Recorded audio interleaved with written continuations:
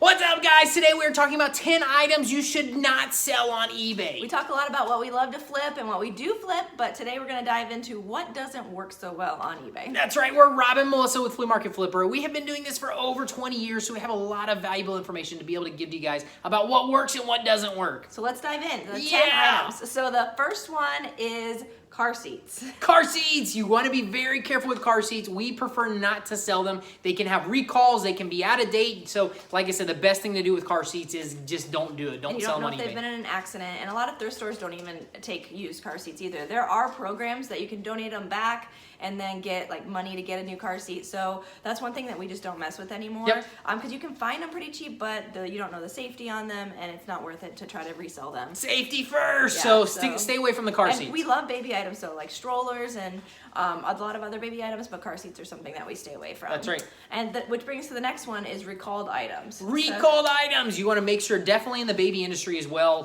not car seats, strollers, yeah. play pins, anything that you get into. Usually we stick with the higher brand ones, the higher retail value on the baby stuff. So you want to be careful. You want to check recalls before you sell an item. You can do a quick Google search, go to the website, the manufacturer's website, see if there's any recalls before you sell it. You do not want to sell them if there's a recall unless they have been up to date on the recall. Like there's a couple, for example, Bob strollers, there's a couple years where there was a patch that, it was embroidery that you just basically have to take off and then you can still sell it. So you just have to make sure that you did what was required to get to be. It was a choke hazard on a Bob stroller, and there's all different types. It's just little things that you can actually fix, or the company will send you something to fix it. Yep. So that you just make sure that it's done before you sell it. So be careful on anything that could have a recall on it. Be careful when you're flipping them on eBay. You want to steer clear of them if possible, or just make sure that they're up to date and the recall has been corrected. And if you did correct it, then put that in your listing. Put that in the description that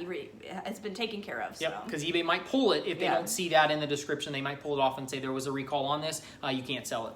So the next one is items that need to be authenticated. Authenticated! Like a autographed item, something that, artwork that needs to be authenticated to know that it's real.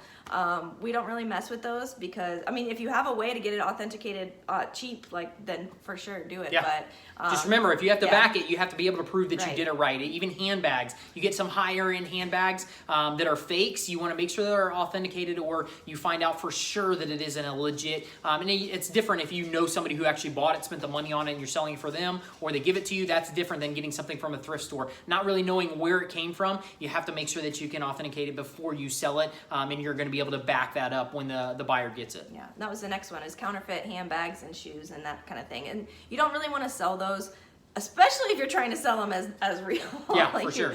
But unless you pretty much say this is a knockoff brand of this, so. And you can't sell that way, but you just have to be very careful. You do not want to sell something that's authentic and say that it's authentic, and then the buyer gets it and says, no, it's not authentic, it's a fake, because that's just a whole headache. You do not want to get into that arena. The next one is low brand name items that are larger, but they're over 130 inches in length plus girth. Yeah.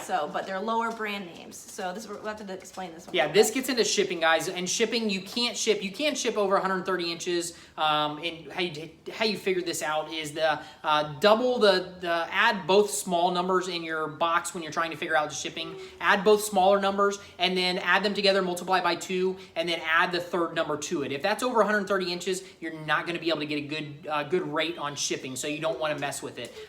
You can ship them over that. I think is 165 is the tops. But you get overage charges like crazy. And it's not even worth it to mess with it. You can just go to freight before you go ahead and ship through FedEx or UPS on that. So but if you're selling something that's not a really high name brand or not commercial, it's not usually worth it to ship it freight. So that's when those are going to be more your local market items. Exactly. So like an example would be a household exercise equipment that's not a commercial brand. Exactly.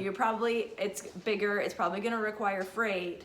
It's not going to be worth it to ship it freight. Yep. So. You want to make sure if you are shipping freight or even in larger boxes that the price is there. The buyer is still going to get it, and with your price that you're selling it for, including shipping, they're still going to get it for 50 to 60% off of retail. You want to be able to make sure that there's a big markup on retail the buyer can get a good deal on the item without having to pay more for the item that it would cost buying it locally and not having to pay for the shipping. So the next one, digital products. Digital products! So you're not supposed to sell anything digital on eBay unless you have a physical product with it. So like you can't just sell a link to a video or a link to whatever. It has to have like the hard copy of it with it. So you can't sell digital products. Steer clear. We have digital products. We cannot sell them on eBay. So steer clear of those.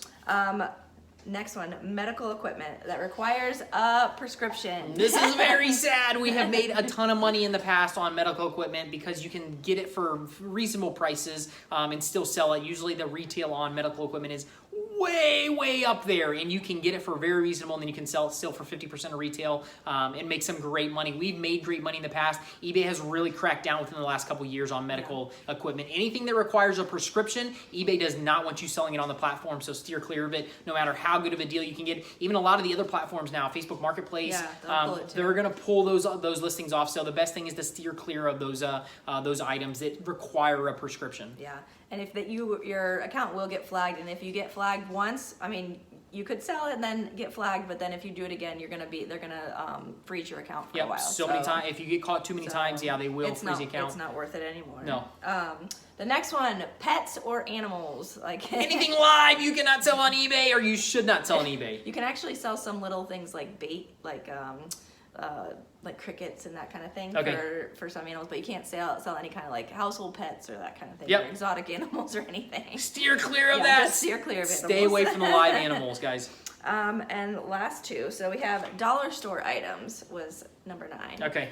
So when you go to the dollar store, the stuff there is not very quality. So it's not gonna be high quality. So you're gonna be selling it, say you pay $1 and you're gonna sell it for $2. Like, it's not worth it like that. And plus now you're selling it for more than it retailed for. Yeah. So that's not the business model that we're after at all. No. So we want quality stuff, and we're selling it for half of retail. That's right. So it also goes into the you want to take account what your time is worth. And that's number 10. Oh, sorry. Low profit items. Low profit items, and it goes back to kind of the dollar store. When you're doing that and you're making pennies on your sales, it takes quite a bit of time to actually get something put into a box, an envelope.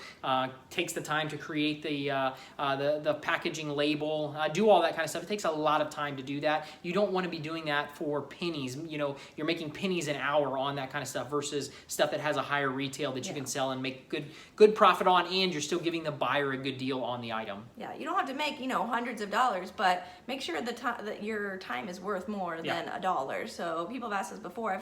We've had people write in and say they can get these things at $0.25 and sell them at $1 on eBay, but that's 75 cents plus whatever. It's not worth your time to package that up. So make sure that you're getting paid for your time. I mean, if you make your limit $10, $15 profit, whatever it is for you, like kind of make that know what. It's a good starting point for sure. And I was going to say also, when you're first starting, you can afford for that to be a little bit less, because as you're building feedback, that's fine. You're selling stuff from your house, you want to get your feedback up, and that's okay. Like, that you're in this for the long haul and you're trying to build your business. So, but once you get to that point, you've established feedback, then you have to know, like, your time is worth money. There's so much stuff out there, guys. There's so much stuff that's not brand new, that's used, that you can make a lot of money on. It's just a matter of finding those items, and once you get good at it, you can find those items everywhere. Thrift stores, flea markets, yard sales, estate sales, all over the place. There's great deals out there to be had and to be able to turn around and make some money on. So don't know that you're worth a lot more than making pennies for an hourly wage on this business. You can make so much more, and you're worth way more than that. Yeah, he likes to do the couple $100 flips. My lowest limit is like $20, so I'll still sell something for a $20 profit. So and we're also doing it with our kids. We teach our kids how to do this as well. So we're not just all going out for the $100,000 profits. Our kids, we're trying to teach them to make $10, $15 per flip, but we don't want to get them down in the pennies either. We don't want them to make $1 a flip. We don't. It's just not worth it to do that. Yeah, so that was it, number 10. Awesome! You guys rock. Hopefully these tips will help you. Please subscribe. Show us a little bit of love. Click that bell. Let us know if you like these videos. We love to do them. We love to give you guys great information on the flipping arena. Like I said before, we've been doing this for a long time. We still do this on a weekly basis. We're still flipping. I just packaged up 2 things for Melissa that she sold that we're shipping out today. So yeah, he packages my items sometimes. And yesterday I had 2 items go out. So we are doing this on a daily basis. So we're trying to get the best up-to-date information to you guys when we make these videos. Yeah, thanks so much, guys. You guys rock. Have a great day. Bye. See ya.